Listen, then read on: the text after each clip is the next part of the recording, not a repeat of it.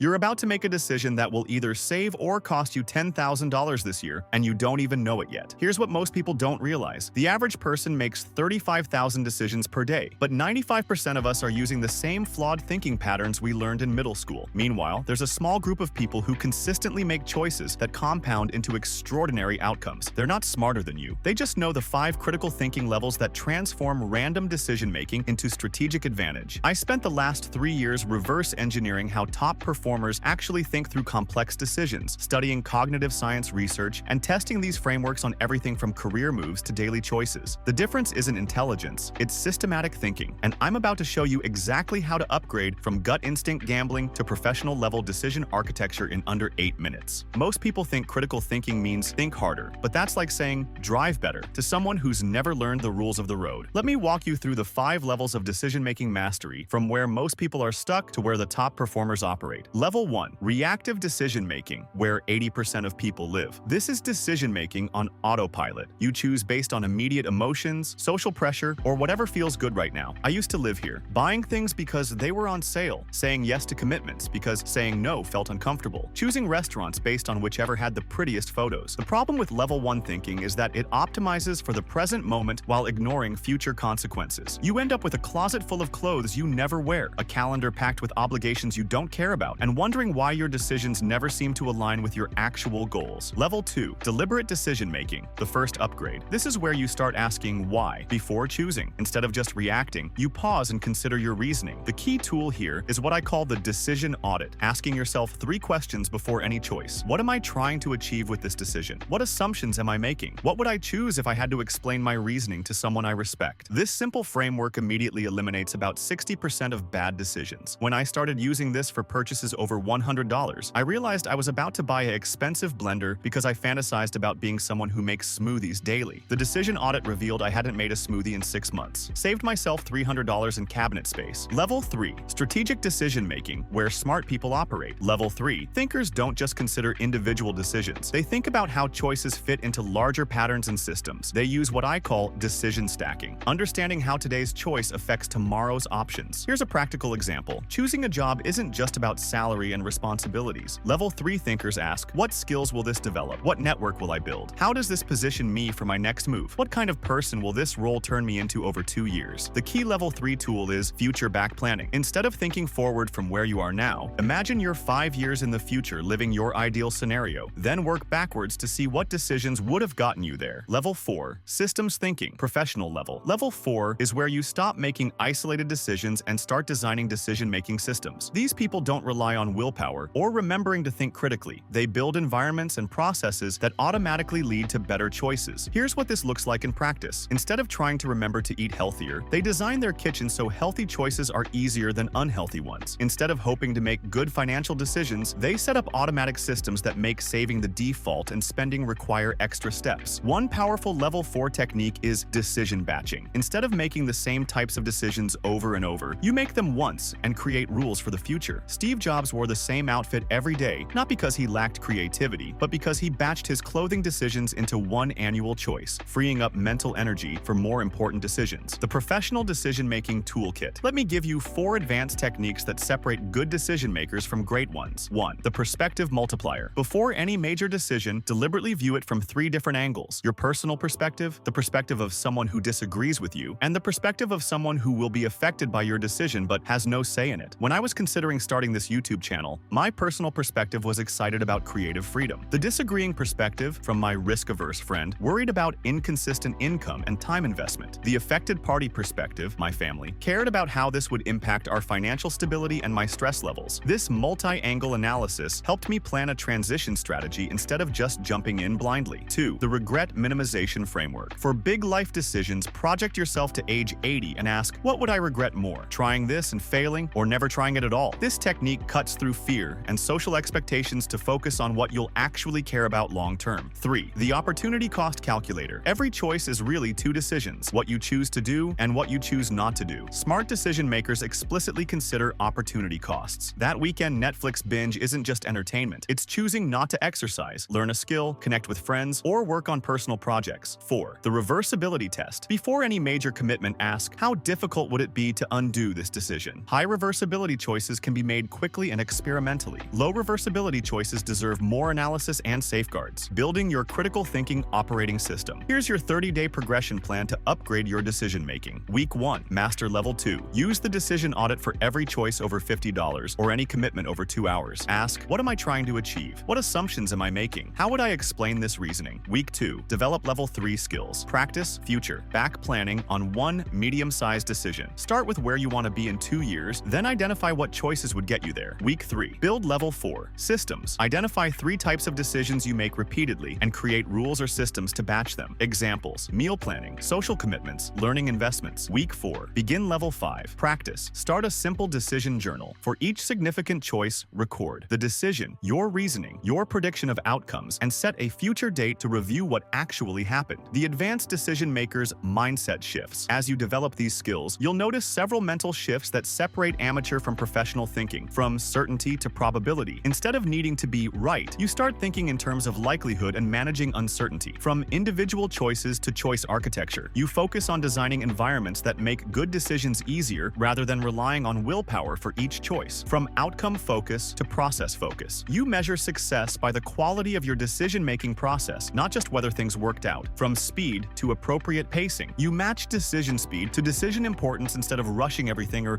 overthinking everything. The frameworks I've shared aren't just thinking tools, they're life design tools. When you consistently make better decisions, compound interest takes over. Better choices create better outcomes, which create more opportunities for even better choices. The difference between successful people and everyone else isn't talent, luck, or connections. It's decision-making consistency. They have systems that reliably produce good choices instead of hoping their gut feelings work out. Start with Level 2 this week. Pick one decision you're currently facing and run it through the decision audit. Notice how different it feels to have a framework instead of just winging it. Within 30 days, you'll be operating at a level that makes your old decision-making look random. Your future self will thank you for every systematic choice you make starting today. Remember, you don't need to be the smartest person in the room. You just need to be the most systematic, and that's a choice you can make right now. If this upgraded your thinking about thinking, subscribe, because systematic decision-making is the foundation of everything else. And we've got advanced frameworks coming that will keep you ahead of the curve.